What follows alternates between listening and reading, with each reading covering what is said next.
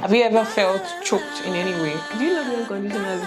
We never had sex before we got married. As a man, is that you are not able to provide for your family. I've been a bad girl. Okay, what are the most beautiful things you like about your wife? You don't have to say everything, because I know there are a lot. If no, you know you got me going wild, and what I want is you. Could you come a little closer?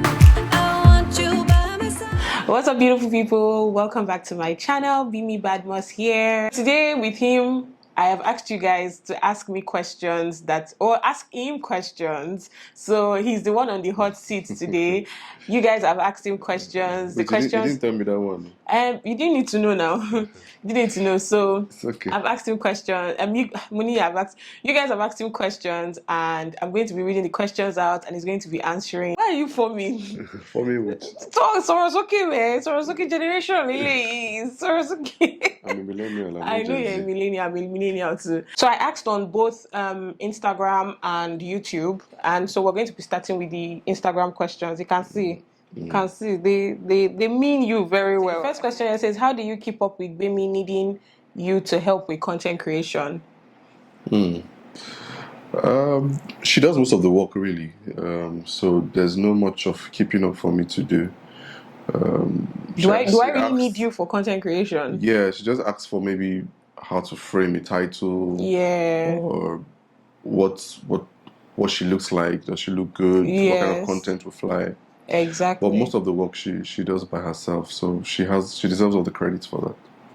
I mean, you help too. Like when I ask you for thumbnail ideas, title ideas. Yeah. Yeah. So. Well, I mean, but that's like 1% of the work, right? So. This man that I told him that when he sees content on TikTok or Reels, he should send it to me. Like content he thinks I can film. Have you sent me one? Okay. So the next one, this person says, not a question. Thank you very much for loving my beautiful sister Bemi unconditionally. Oh, do you love me unconditionally? Why do I feel like I know the person that sent that? You can't. It's funny since you don't know the person. See the person's name. You don't know the person. Oh, I see. You see, it sounds like somebody. You see. Thank you, Jare. Do you love me unconditionally? Are you seriously asking? I'm asking you now because this person is assuming that you love me unconditionally. It's not a question. It's a statement. So now me, I'm asking you, do you love me unconditionally? Of course I do. What? That's all I want to hear. Personal tips on how to keep the sparks in your relationship. Personal tips on how to keep the spark in your relationship. Ooh. There's a simple answer to that. Really, is just to do all the things you've always been doing. That's this is YouTube. We are not talking to you're not talking to your office people. This one is YouTube. You need to break it down for them. That's the thing. Every relationship is different, right? So for you to keep the spark going in your relationship is to keep doing things you've always been doing from the start. Because like what things like what? Like are you dating? As we all know, right? For every relationship, most of the time is always excellent at the beginning, and that's because at the beginning. You're not taking each other for granted. You're respecting each other. You're looking out for what to make the other person happy. Simply just continue doing that, and the sparks stay. The sparks go away when people stop doing all those things they used to do. It's that simple. But what are the things that like when we were dating, it used to make your heart feel giddy, and now that we're married, I still have to do it to you, or you still have to do it to me to still make your heart feel like that. I mean, your heart did not feel like that again. The reason I'm saying what I'm answering the question the way I'm answering it is this person is asking for tips, right? Yeah. The tips for your relationship is different. Gbemi is going to be different from the tips for the next person. Which is why I'm saying the way it was at the beginning, where you had that, just keep doing those things you were doing then. For example, in our case, it would be things like what?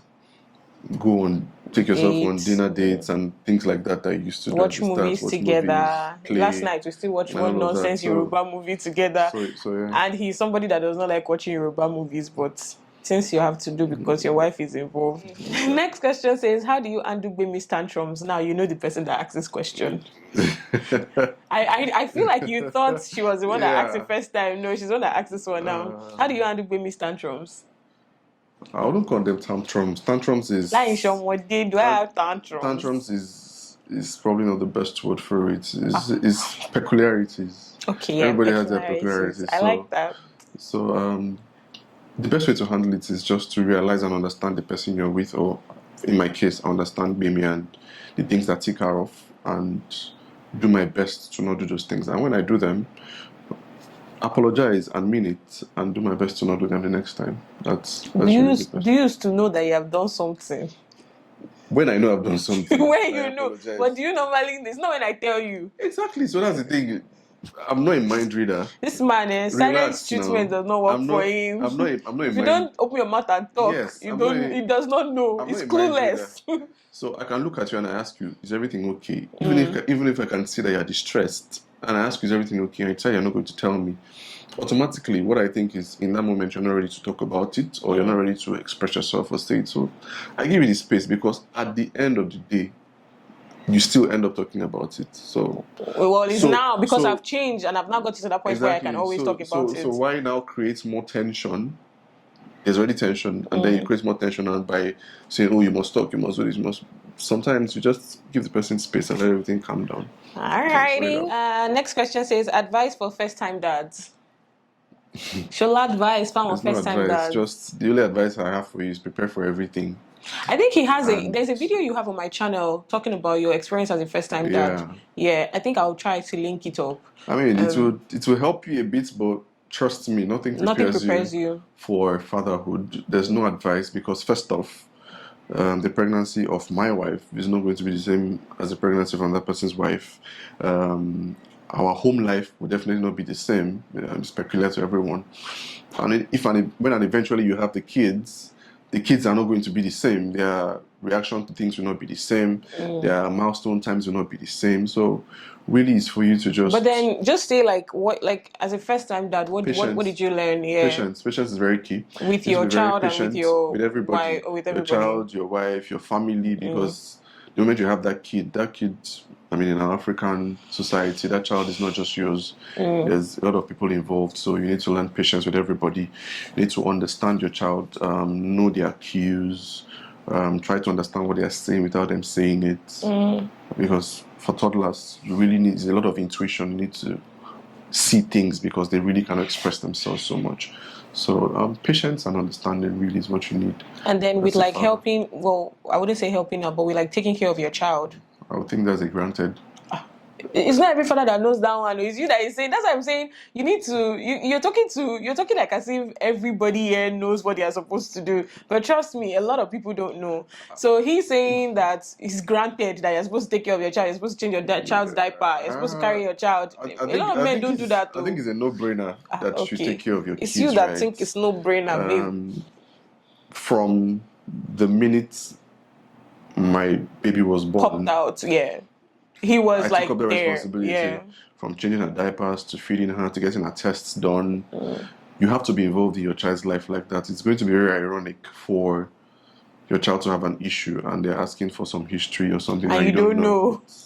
It makes no sense. So and a lot of fathers don't know. Yeah. But I guess fathers in our generation, they're much I know a lot of fathers who are really involved in their kids' lives. You go to their school shows. He does all that. I barely even go to teachers' school for stuff. So it's, to rephrase, patience, understanding, and involvement. Okay, what are the most beautiful things you like about your wife? You don't have to say everything, because I know there are a lot. But just say like 2-3 things that pop up in your mind. Okay, so I'm not going to go for the obvious things. Which one is obvious? Physical and all of that. I'm not going for the obvious. She's resilient. She's prayerful. She's a homemaker, mostly. I mean, she's always taking care of the home. She's kind. Sometimes she has stubborn head. She can be. They say it things you like. She can be wicked. But she's kind. Yeah. Okay, we have to adjust a bit, yeah. So next question says, always good to have Mr. B on the channel. What is his take on men giving their wives monthly allowance? Yeah, men should give their wife monthly allowance. It's a responsibility as a man to take care of your family. Now, there are peculiar cases where the man is probably going through a bad patch, or he's not able to, not because he doesn't want to, and not because he's not trying to, because there are different situations where you can't, but you're trying to. Some men can't and they're not trying to, they're just simply lazy. You should always give your wife an allowance to take care of the family. In fact, I know men who would rather do everything for themselves. So if your family is a two-income family, I mean, it's not bad, but it's a win-win. Your primary responsibility as a man is to take care of your family as much as you are able to. Has Gbemi been a good girl so far? If yes, give her a big hug. If no, then I've answered the question now. no, but there's no point for the no. You need to hear the no part. Say if no, credit her account. That's a very terrible question. Yes, she has been a good girl, and I've given her the hug. Have you been a bad girl? I've been a bad girl. I've been a very, very, very bad girl. Credit my account, please. Says, how was your first time experience in the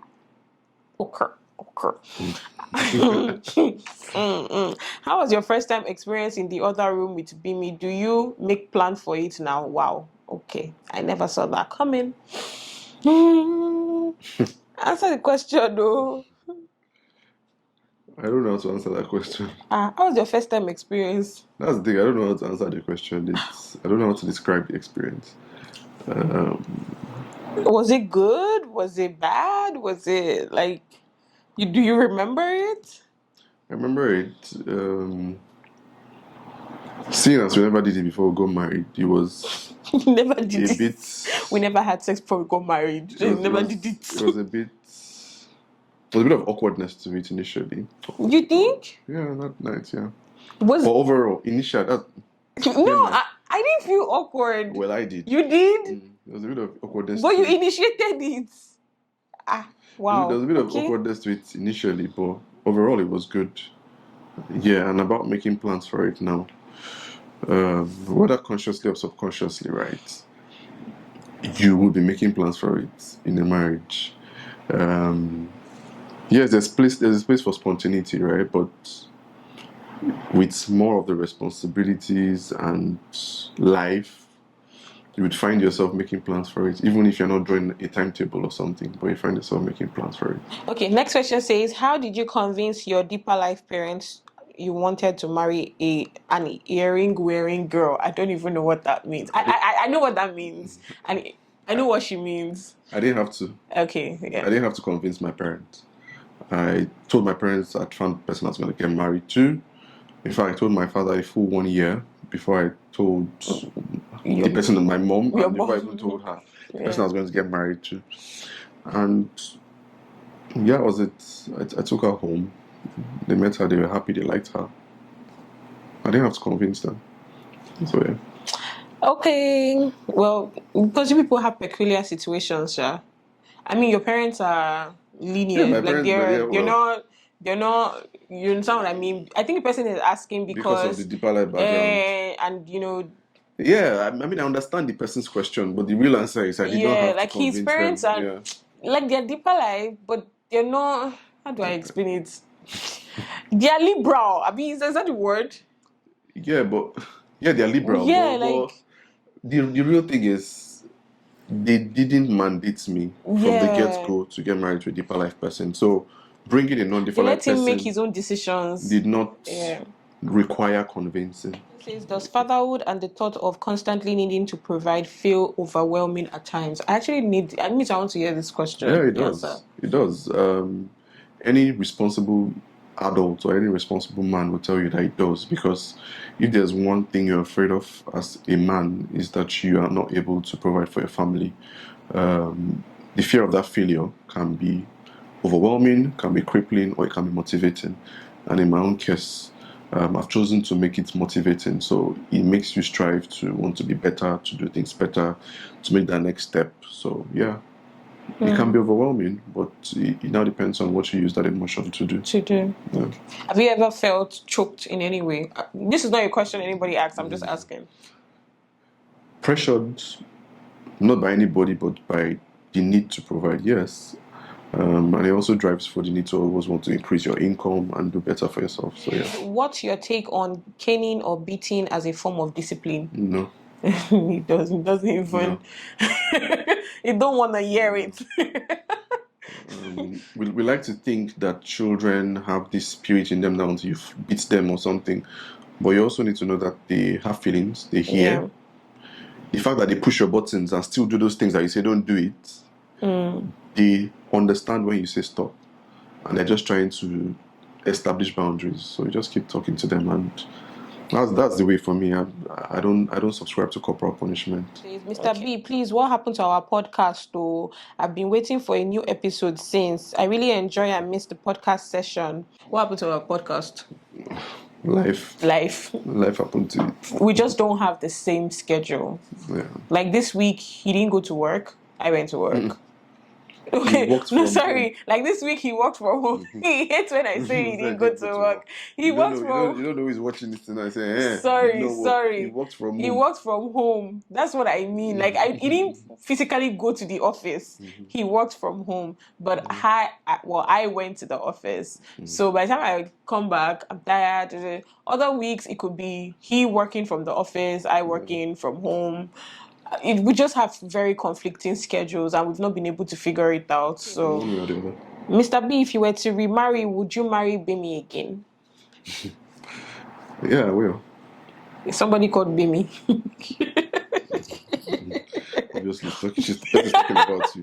Mommy, bury me. I say I saw ask. Says, hi, Bemi. So my questions are, how do you show your wife you love her? And how do you both manage personality differences? E.g., you being significantly more introverted, that's right, than Bemi. So question says, how do you show your wife you love? How do you show me you love me? Kuma waja mi sha nule, kuma toja sha. Is that how you show me that you love me? Would you rather I didn't? They are asking a question. They asked you a question. I'm asking you a question. Would you rather I didn't? They asked the question. How do you show me that you love me? There's so many ways. There's no one way to that I show that I love my wife. There's several ways. Do you at least tell her? Tell. Yeah, I do. Am I lying? I tell her. I buy her things, gifts, without being prompted. Yeah. Help out in the house. Are you helping us in our house? Okay. Work in the house. And not be a lazy person in the house. Yeah. And generally just being there. Okay, so how do we deal with our personality differences? Do we have personality differences? Yes, do you think so? I think we're both introverted, but you're just more introverted than I am. Oh yeah, sorrow. So the primary way we deal with personality difference is recognizing that there's even that difference, first of all, right? And understanding that we can't always want the same things at the same time in terms of personality, right? So I'm generally quiet and introverted. Generally, very quiet.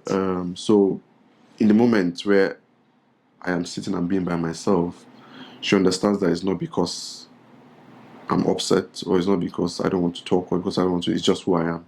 So understanding that bit of it is what helps us. It could also be tricky because when he's now going through things, it's very hard to tell because he's always quiet. So when he's now like maybe he's sad or he's emotional or he's angry or he's pissed, you can't know because he's just going to be quiet, you know. So navigating, this is actually your question. I don't know why you're not answering it very well. I've answered my own question. You've answered your own part. It's a case of understanding the different personalities. Yeah, we understand our different personalities, but then sometimes, especially with him, it could be very confusing.